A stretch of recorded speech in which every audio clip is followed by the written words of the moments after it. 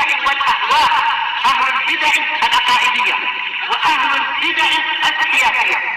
نقول بيننا وبينكم السلف، بيننا وبينكم الكتب، كان فيقول البدع بيننا وبينكم. Yang suka melompat kakinya nanti patah. Sudah jalan baik-baik pelan-pelan. Ya, nggak ada anak yang dilahirkan langsung dia melenteng ke atas pokok, nggak ada.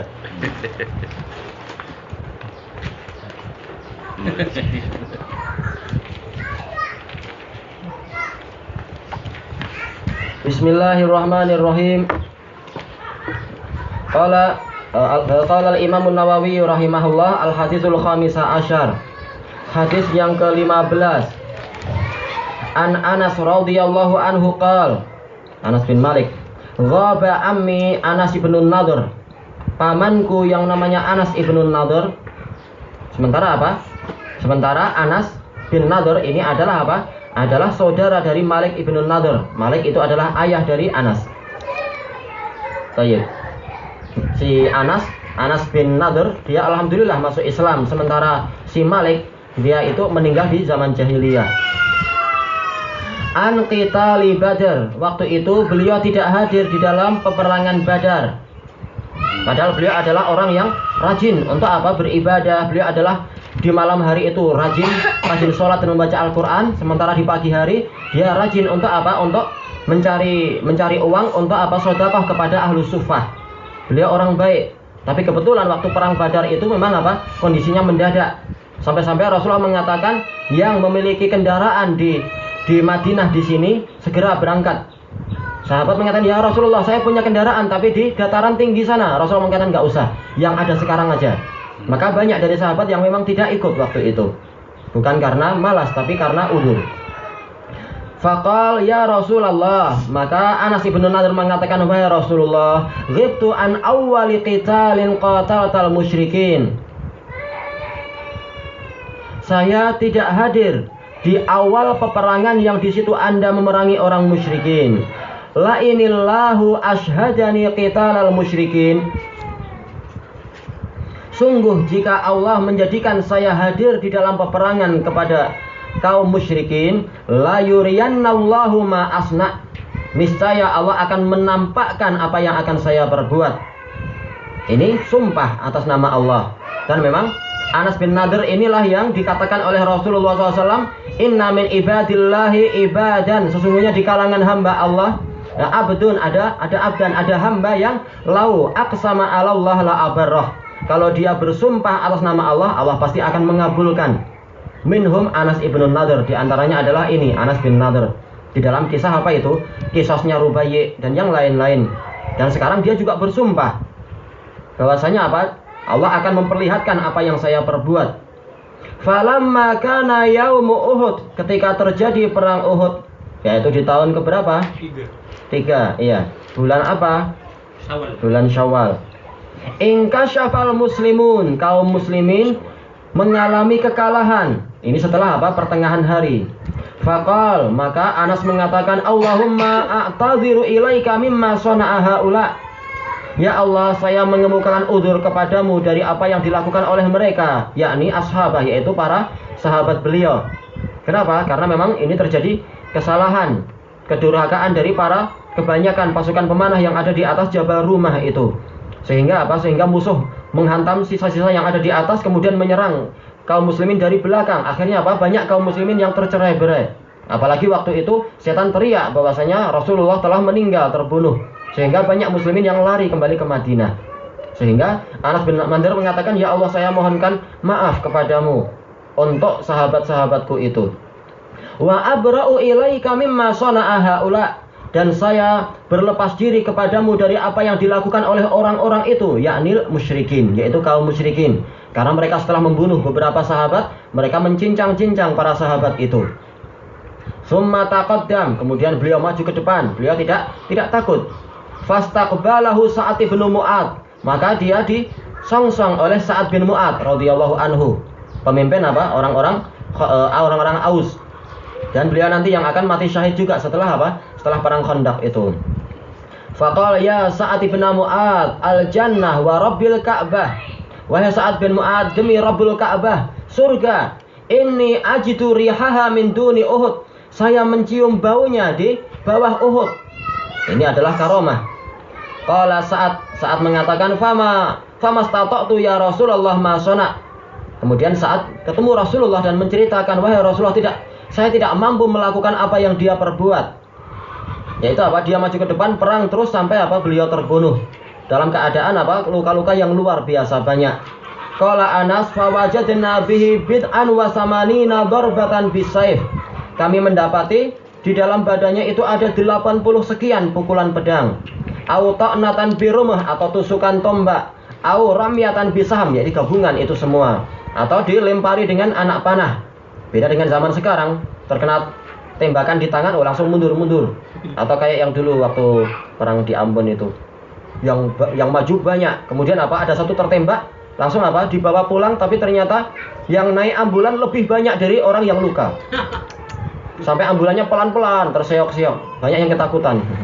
Padahal baru luka sedikit, yang lain nggak luka.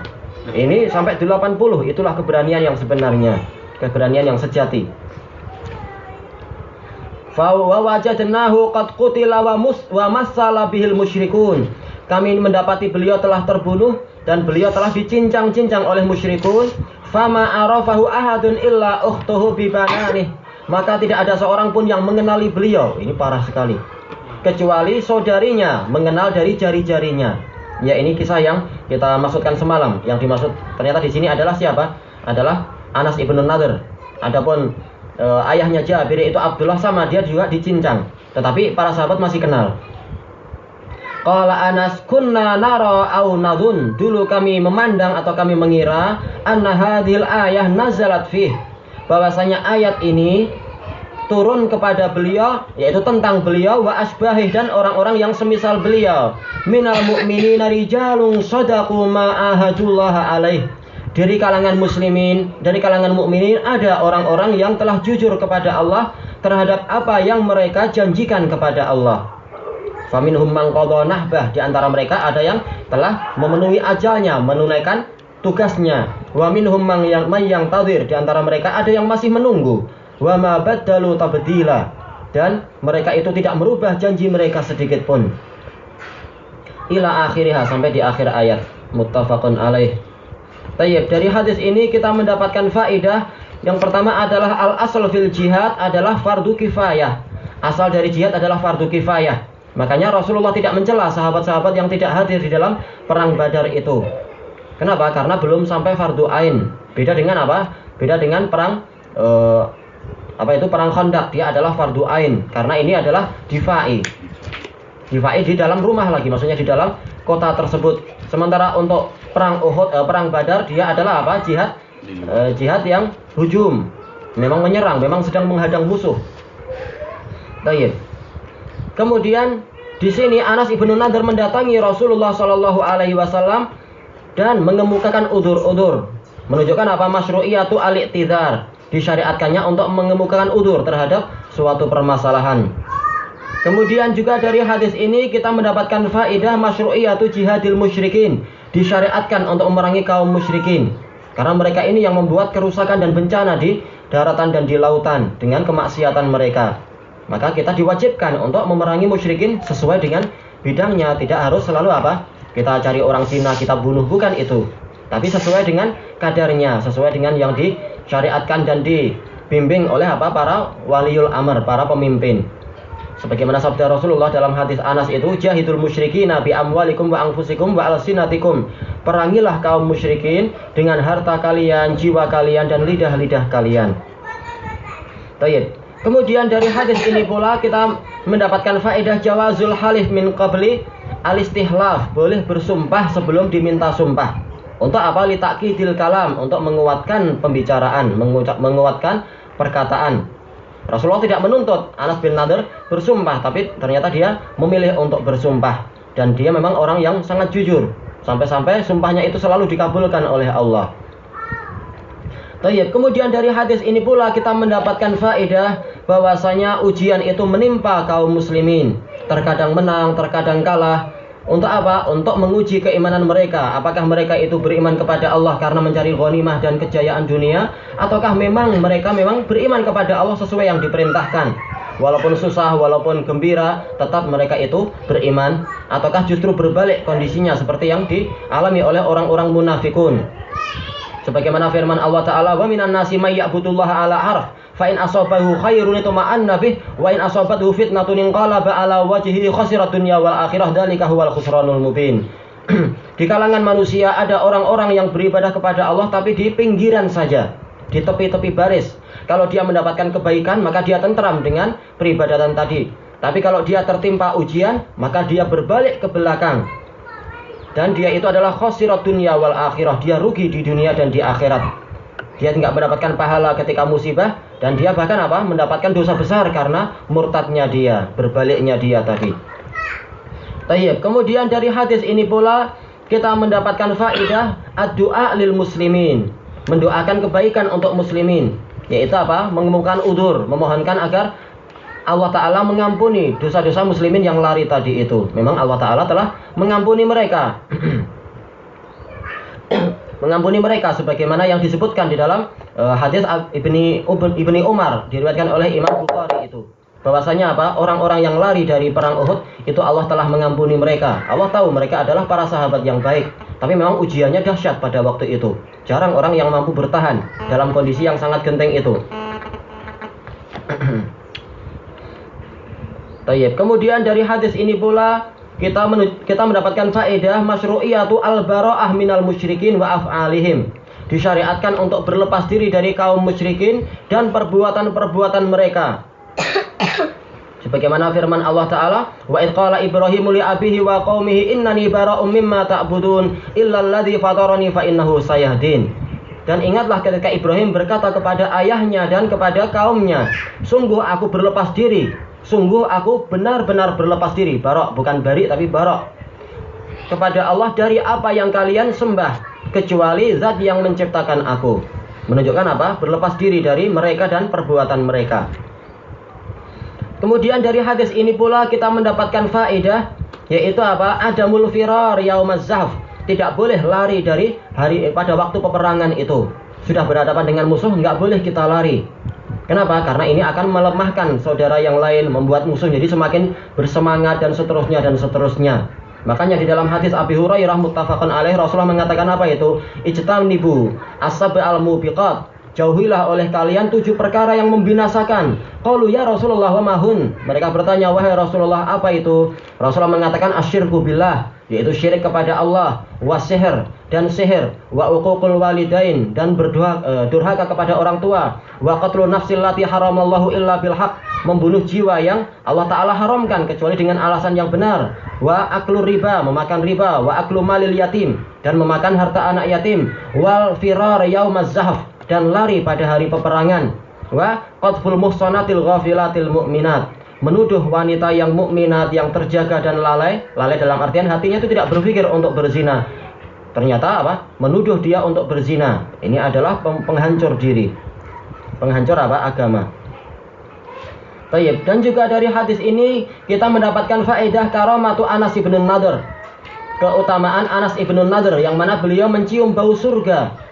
Padahal surga itu adalah di langit yang ke-7 sana, tapi beliau mencium bau surga di tepi Uhud atau di kaki gunung Uhud. Untuk Untuk menguatkan keimanannya dan mengokohkan semangat beliau untuk mencari syahadah.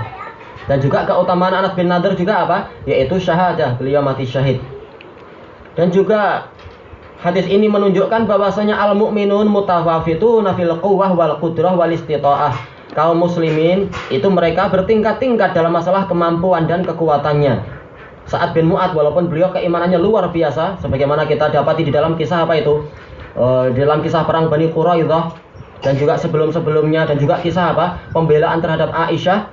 Dalam kisah ketika Aisyah dituduh itu, bahkan beliau siap untuk siap untuk memerangi saudara-saudara beliau dari kalangan orang-orang Khazraj yang ketika itu terkena terkena sejenis fanatisme kepada Abdullah bin Ubay.